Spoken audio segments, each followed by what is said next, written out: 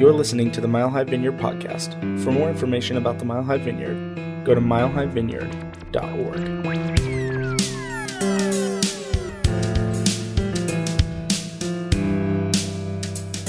Good morning, everyone. I would say to you that you are hardy folks for being here in the snow, but the 8:30 are the actual tough people. You're also fairly tough that you came. I am convinced that in Colorado, people are looking for any excuse to not do anything. So like anything that would just enable them to stay home and just sit there. They're like, oh, it's a little wet outside. I'll just stay home. It's cold, it's too hot, anything. People just like to just hang out. Except if it snows a lot. And then everyone goes to the mountains and the entire city shuts down, right? If you experience that, there's like no one waiting tables. So I'm impressed you're here, is all I'm trying to say. Thank you for being here. And we're continuing a series that we've been doing for a while, Things Jesus Never Said, because what we're looking at is things that sound sort of like something Jesus would say, that people associate with Jesus, that's often a close approximation. So it's close, so it sounds like something right, and so it's kind of like half true, and yet Jesus actually has some things to say that are really important. And often just being a little off has a huge consequence for how we live out our lives, because the things Jesus does have to say are really powerful, really potent, and really useful. So we've been looking at some of those different phrases that are near but not quite on. And what will help us think about what we're going to talk about today would be the fact that Kanye's album has dropped.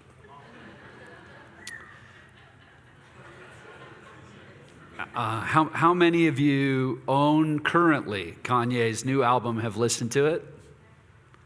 What's happening? Why are there 5 people with their hands up? 6?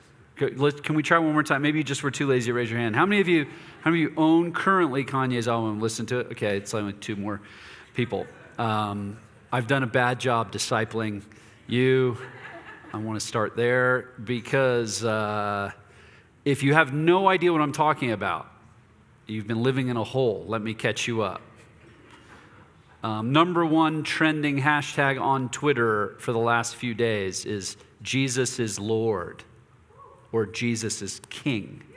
Both are 1 and 2. I just want you to get your mind around what an interesting phenomenon that is. So if you go to look on, I don't know, it might still be today, but I don't know, you might think there's like a revival breaking out in the world or in America and people are saying Jesus is Lord. No, it's just Kanye dropped an album.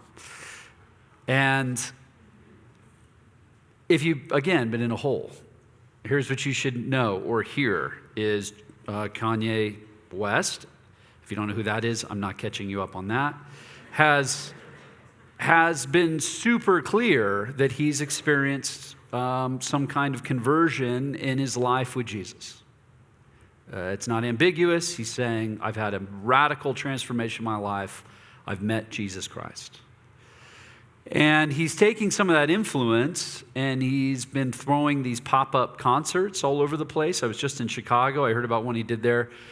So what we'll do is say, okay, there's 2 days, and we're going to do this big event in 2 days, and it sells out instantly. And it is like a straight up church service. There's like gospel and worship. He, many of the environments he's creating, he doesn't even go on the stage. Doesn't even stand on the stage at all. Doesn't even speak. Doesn't do anything. Just sort of organizes the event. He's been flying in preachers from around America to just straight up preach the gospel, to tell people about Jesus. I keep checking my voicemail.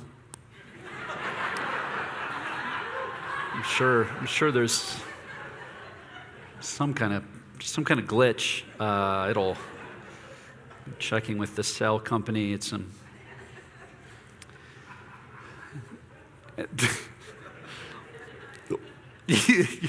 What's great is there's a few of you in this room that know me well enough to go, he's not joking right now. There is nothing about what he's saying that's a joke.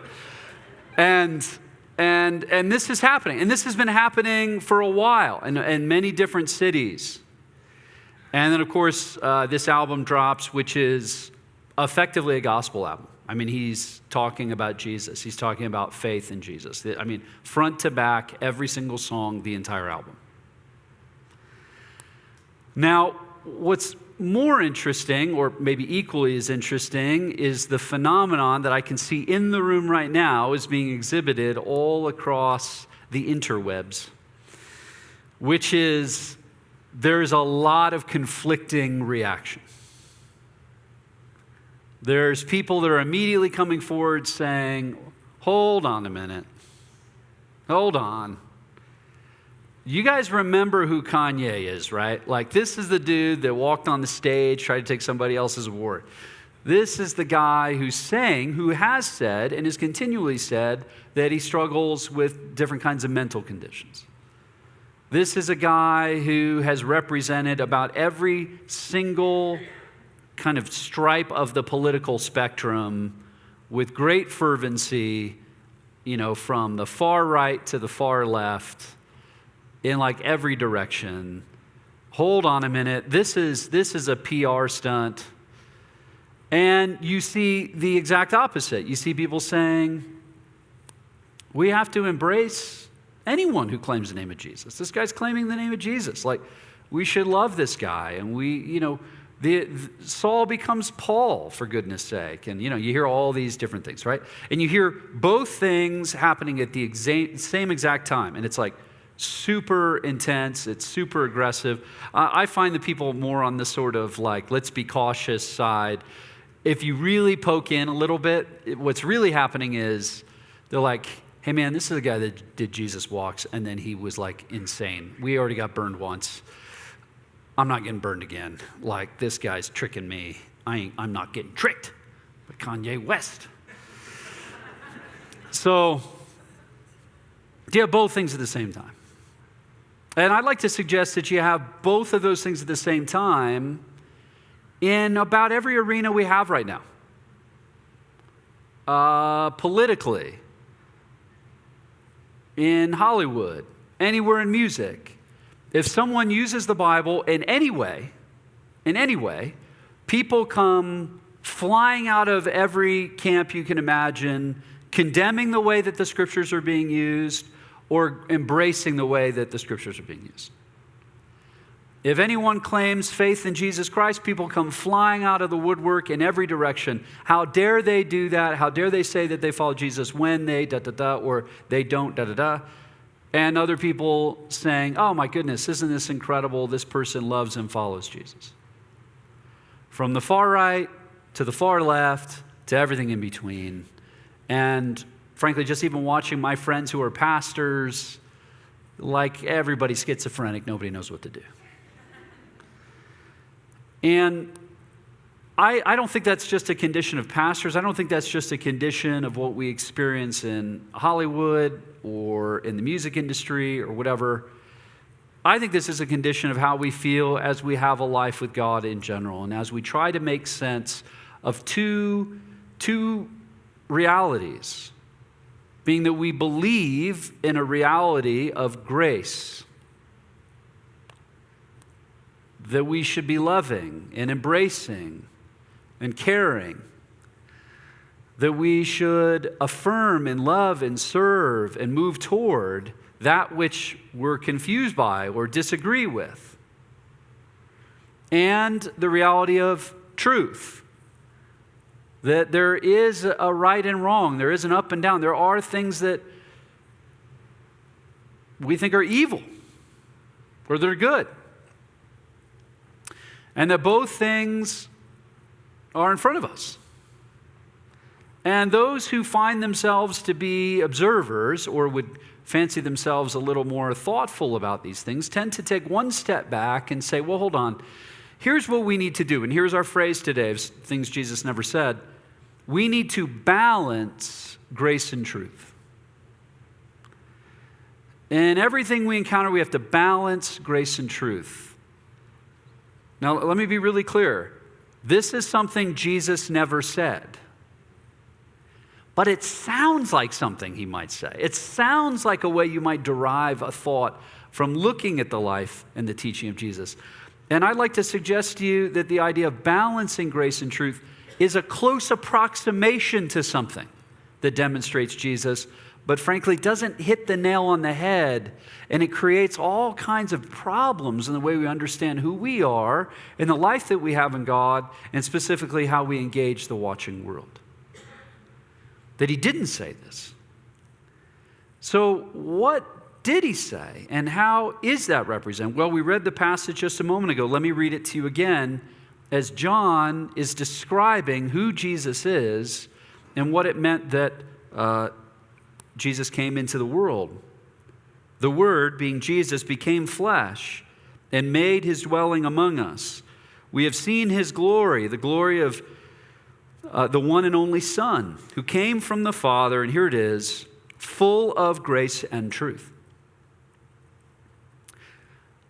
We often say we need to balance grace and truth, but the Scriptures say, no, he was full of grace and truth.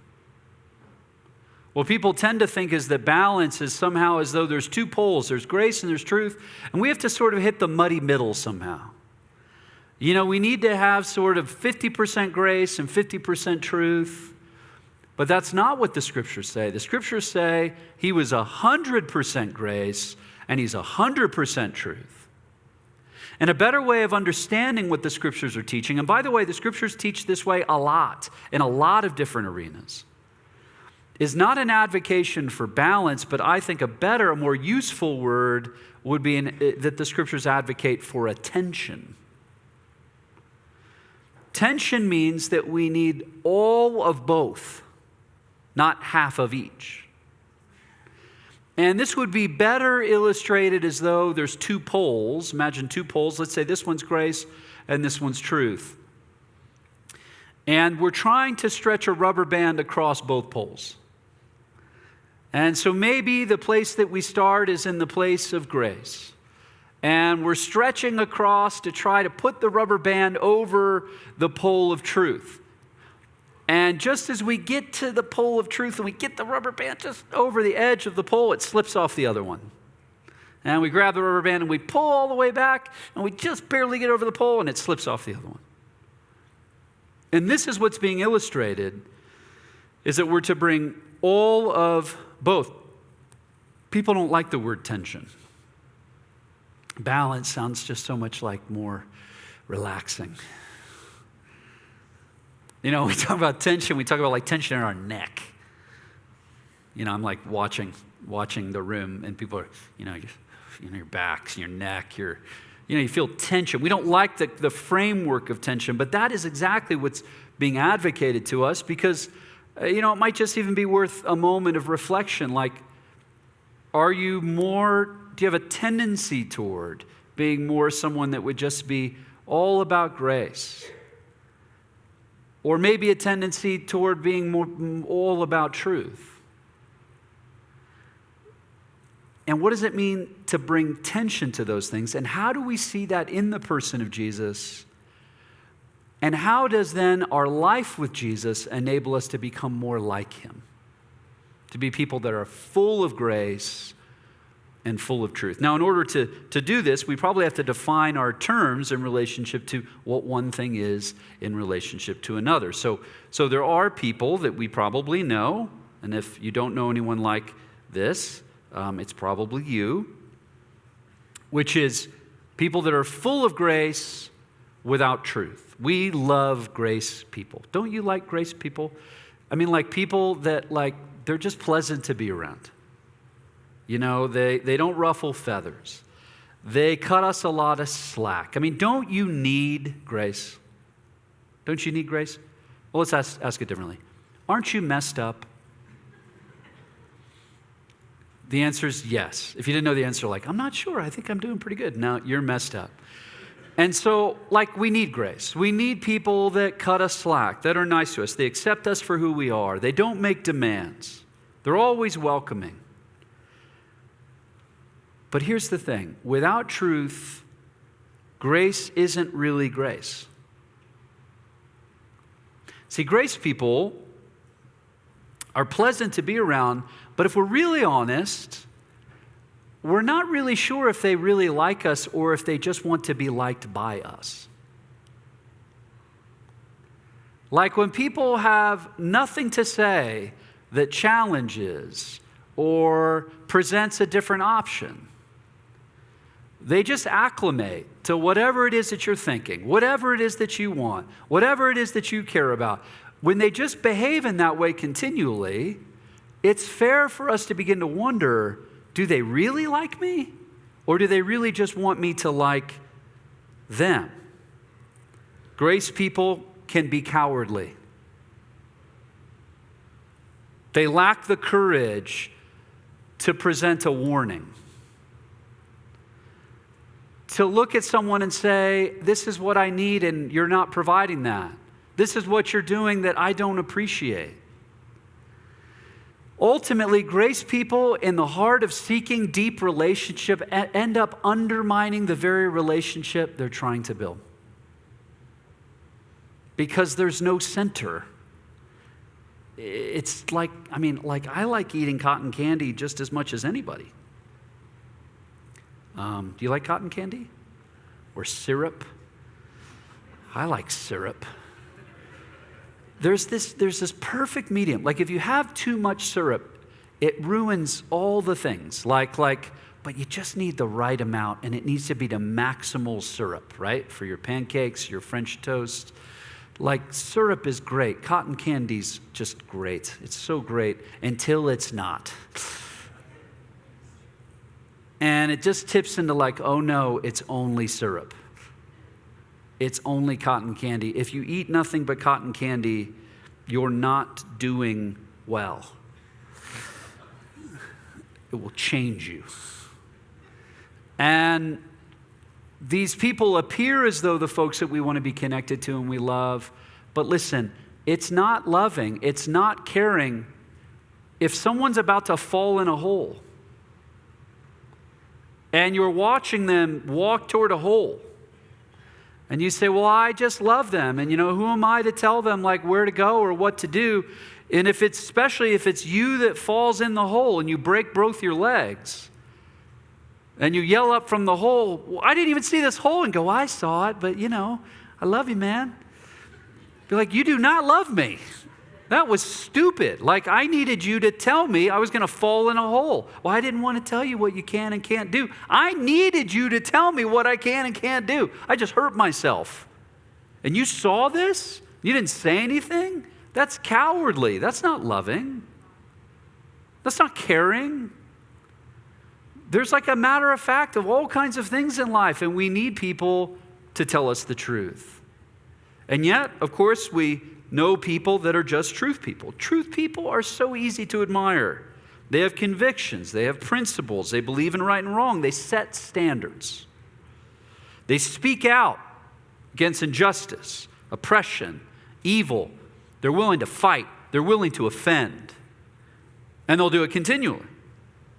They're articulate often, very well spoken, but without grace, truth becomes an excuse for belligerence. Truth people without grace are loyal to their cause, but we wonder if they really love us. They love us as long as we agree with them. They love us as long as we're aligned with them.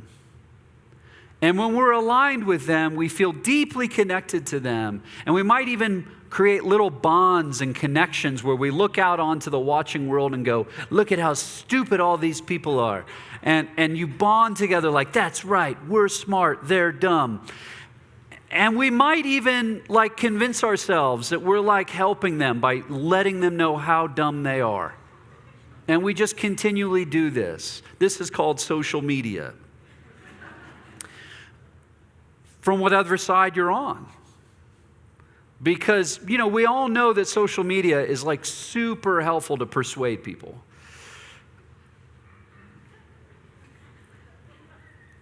Especially when you belittle them. Right? I mean, belittling is like a wonderful means of persuasion. Because when someone belittles you, you go, wow, tell me more. And so, these are truth people. And we like having truth people as long as they're on our team, as long as it's us. It's like having a junkyard dog. Junkyard dogs are great if it's your junkyard. And you love that dog because that dog keeps all the bad stuff away and creates a clear barrier, a clear boundary by which your stuff is protected and other people can't get it. You love the junkyard dog until it's not your junkyard dog. And I bet you've all had the experience of being with people that are super intense and they're razor sharp in their thinking, and you agree with them all the way down the line until suddenly you don't. And there's one or two things you don't agree on. And all of a sudden, the way that you watch that junkyard dog bite other people and they run away, and you're like, that's right, that's right. They're suddenly biting you. And it just feels a lot different. If all of a sudden you're like, wait a minute, you're like a terrible human being. And I was aligned with you. I was on your team. Again, if you don't know what I'm talking about, it's probably you. You're the person that people are like, it was great as long as we agreed. And for the person who's an all grace person, we sociologically, we sort of theologically would refer to that person as a relativist. Someone who just says, whatever, it doesn't matter, there's no center. What's most important is that we love. And in doing so, they undermine the very thing that they're hoping for. And a truth person, we would sociologically or theologically refer to them as a legalist, meaning there's rules, there's ways this thing works, you do it or you don't do it, and there's boundaries and barriers, and we change our behavior and how we relate to you based on what you do and the order you do it, and that's a legalist. And a legalist draws those lines when actually the very thing the legalist thinks they're doing by communicating truth for change, they end up talking in an echo chamber. And they're only with themselves. They're persuading no one. Right? We watch this. All you have to do is look at the way social media works right now. What people do is they tend to follow the people that think what they think, believe what they think. We have a platform available to us where we can learn from people completely different from us, and almost no one does it. This platform's available for us to hear from every varying viewpoint. You would think, wow, what an incredible gift to humanity. What an incredible gift to the world. Nope, we're not actually going to use it for that. We're just going to use it so we can listen to people that talk like us, think like us, look like us, and do what we do. So that we can get more reinforced in what we believe and what we think. And here's the truth for every legalist. No one listens if they don't believe you love them. You only get a hearing when people believe you love them. When people believe that you're for them. People believe that you care about them. Now this little bit here will be interesting to 4 people. Hang in there if this is not interesting. Here's the irony. Legalists and truth people become relativists without even realizing it. Because what they do is they don't want all the truth known. They just want the truth known that they like. So they'll pick the issues that they like as though those are the most important and fight to the death and ignore the other things. So when we're going to talk about life, we'll talk about life for the unborn, but we're not going to talk about life for people who are starving to death around the world. And we're not going to talk about the lives of people that are wrongly in prison. And we're not going to talk about life as it relates to capital punishment. I'm only going to talk about life as it relates to the unborn. And in doing so, I'm not actually picking all the truth. I'm just picking the truth I like. Which, by definition, makes me a relativist. The very thing I hate about those other people is the thing I have become. And the relativists, and their desire to embrace everyone and care for everyone, which would be sort of, in the cartoon version, be the progressive left of America right now. That the way on the left, we have to be embracing of everything all the time. It's all about love, no matter what. Strangely, progressivists become legalist fundamentalists. You say, how can they even be? Well, here's how. How about by controlling speech? The further left that we are right now in America, the more that we're controlling the speech of people. Though we claim to be completely intolerant, we're now like the word police. And you can't say this, and you must say that, and if you say this out of that order, we ostracize you, and we have cancel culture from the tolerant, loving people? Does that strike anybody as ironic?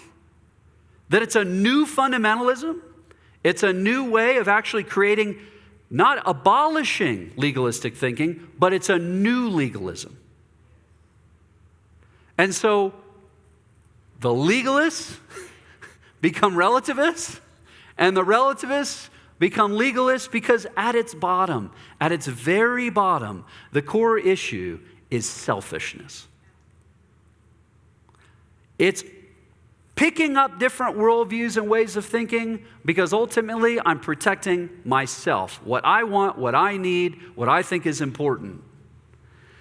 When really, to bring grace and truth to bear fully, what's required and what we see in Jesus is humility.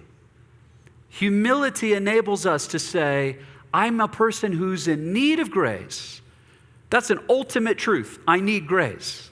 An ultimate truth is, I'm messed up. An ultimate truth is, I don't see everything clearly. An ultimate truth is, I need other people in order to be fully human. I need to be in places where there's disagreement in order to like become who I'm supposed to become. I experience grace. I need grace. That's an ultimate truth. And at the same time, that means I have to be brave enough to put out what I believe to be true about the world and about what life is for, expecting to be challenged and for the sake of others, not just myself. Not just so I can reinforce my own thinking, not just so I can reinforce my own security, not so I can just build my borders so that I can feel more safe and more secure, but I speak truth so that the world might be healthy, so that my family might be different, so that I deepen friendships, so that I'm in a healthy church. Do you hear what I'm saying?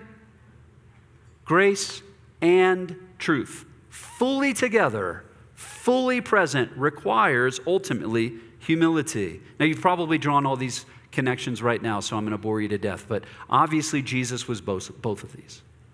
He was full of grace. He was confounding. Every person he bumped into who had been cut off by religious people, who had been told they were immoral and they were illegal and they were useless and they were nothing, they were drawn to Jesus like a moth to the flame. And he loved them and he cared for them. He ate meals with them. He did whatever it took for him to look them in the face and say, you are loved by the living God. I am for you. I am with you. Do not be afraid. And they just came flocking toward him, left, right, and center. And anyone who was a truth-oriented religious person was like, what is he doing? This is illegal. And he went, whatever. This is who God is. This is what he's like. I love completely and fully all the time, every day. You never have to wonder, will I get love if I come toward Jesus? You never have to wonder. The answer is 100% all the time, yes. Full of grace. And then, like if you read the Gospels, he's mean. I mean, he will look at people and just slice them in half. I mean, he looks at the religious leaders and goes, you sons of hell. Sons of hell. Jesus, meek and mild, like, sons of hell, you brood of vipers? Like, that's not nice. He looks at a guy who's really trying, says, I've done everything I know how to follow God. He goes, hey, I got a thought for you. Sell everything you have, give it to the poor, and then come follow me. The guy's like, I don't like this. And he just walks away, and he's like, see you later.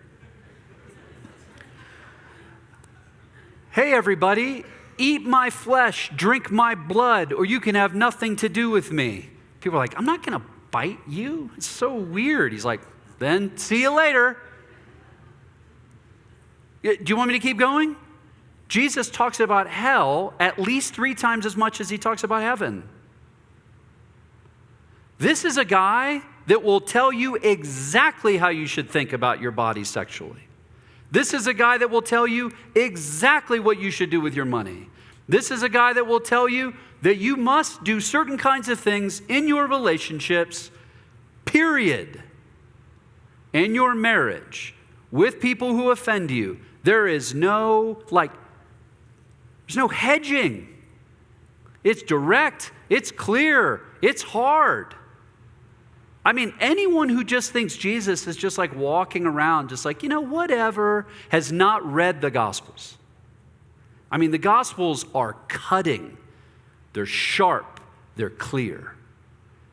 And in this, Jesus does both things at the same time. He can say, "Come to me, all who are weary and heavy laden, and I'll give you rest." No qualifications, nothing to change. You need change nothing to come to Jesus. If you're here and you're not sure how any of this works, listen to me. Come to Jesus. He's for you. He loves you. He'll welcome you. You don't have to do anything to clean yourself up. That's the clear teaching of the Scriptures. And he can then turn and say, the truth will set you free. I tell you the truth, everyone who sins is a slave to sin, but if the Son sets you free, you are free indeed. You need grace. You need grace. That's the ultimate truth. But there's still truth about how you need to live from that place of grace. You need someone who's so loving as Jesus to tell you the truth. You need someone that loves you enough to look you and say, you got something in your teeth. Because you have something in your teeth. In every area of your life. You have something in your teeth in your friendships. You have something in your teeth with your finances. And Jesus is the friend. He's the one who loves you enough to go, hey, you got something in your teeth. That's how you know you really have a true friend, don't you? Have you ever had it where you have lunch with a friend and then it's like you eat poppy seed bagels? And it's later in the afternoon, somebody goes, hey, you got a poppy seed there. And you're like, I've had this for 4 hours. I haven't had poppy seeds for 4 hours. I've seen 6 people in that time. Those people are dead to me. They don't care about me, obviously, because I look, and then you realize it's not 1, it's 5, and it's what were they doing? Did they think this was a Halloween costume? I needed someone to love me enough to tell me the truth. I needed someone to love me enough to tell me the truth. Not because, this is how you know they're really humble. It's because they're humble enough to say, this isn't about me. I'm willing to threaten our relationship because I love you. I'm willing to make it so that maybe it'll put a strain on the way we relate because I love you. True love is humble and is other-centered. It's for the sake of another. So listen, I'd just love for you to examine it right now. What are you? Who are you? I'm sure those of you who are a little more grace-oriented, if I pressed you and said, the people you say you love, are you really telling them the truth? About what you believe God has to say? Are you telling them the ultimate truth, that they need Jesus? They need life with God? That without life with God, all the rest is just some kind of rule-keeping game that never ends in the right place? Do you have the courage to tell the truth about what they need because you love them? And there's others of you that you're like, oh, I'm more than happy to tell people about the truth. Just follow my Twitter feed. I'm showing people things. Do people know that you love them? That even if you disagree, even if you're in a different place, you can move toward them with kindness and compassion and care. That the lead edge of who you are is someone who's humble enough to learn and listen and understand. That the truth you seek, you realize, is found in people that think differently than you, that can call you into a different way of being. Which pole do you need to pull the rubber band toward? Which way are you sort of falling off in your own family, in your own marriage, in your friendships, and the way you show up in work? Where are the places that you need to take hold of one or the other in a way that you're not inclined toward? And all you have to do is look at the cross of Jesus Christ. Because on the cross, one who was completely perfect and knew all truth and embodied all truth had nails driven into his hands, a spear driven into his side, because he knew that you and I needed grace. He embodied all truth and all grace in one act on the cross. And he has the courage to look at us and say, pick up your cross and follow me. Live full of grace and full of truth to represent who I am to the watching world. Speak of me. Tell the truth about how people need me and want what they find in me. Live a life where people are confounded. Have you ever been with someone that they confound you? Like you feel so loved and so cared for, and yet at the same time you're like, I think they punched me in the face there a couple times. They called me to account on a couple things, and yet I think they love me. You're like, is my nose bleeding after they hugged me? I don't know what just happened there. That's how people felt all the time with Jesus. You could tell. They're like, did you just yell at me? I can't tell what just happened. I love you, but what is happening? That is what the people of God are to look like in the watching world. We love completely. We love fully. We're sacrificial. We're kind. And we look at people and say, you're about to fall in a hole. You got something in your teeth. There's another way to live. What is left for you in that? Thank you for listening to the Mile High Vineyard podcast. We would like to encourage you to respond to what you just heard by filling out a Connect card and sharing a prayer request with us.